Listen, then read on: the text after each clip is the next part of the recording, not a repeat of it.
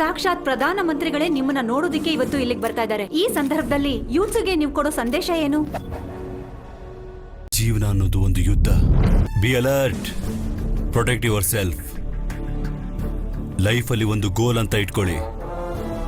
ಹಠ ಹಿಡ್ಕೊಂಡು ಜೀವನ ಮಾಡಿ. ಹಾಡಬೇಕು ಅಂದ್ರೆ ಹಠದಿಂದ ಹಾಡಿ, ಓದ್ಬೇಕು ಅಂದ್ರೆ ಹಠದಿಂದ ಓದಿ. ನಿನಕಿನ ದೊಡ್ಡ ಕಿಂಗ್ ಯಾರು ಇಲ್ಲ ಇಲ್ಲಿ. ನಿನಗೇನ್ ಅನ್ಸುತ್ತೋ ಅದನ್ನ ಮಾಡು. ಯಾರ ಮಾತು ಕೇಳಬೇಡ, ಮನುಷ್ಯರ ಮಾತು ಅಸ್ಲಿ ಕೇಳಲೇಬೇಡ. ನಿನ್ ಟಾರ್ಗೆಟ್ 10 ಮೈಲ್ ಆದ್ರೆ ಏಮ್ ಫಾರ್ 11th ಮೈಲ್. ಮಾರೆ ತೋ ಹೋತಿ ಕೊಯ್ ಮಾರ್ನಾ. ಚಲ್.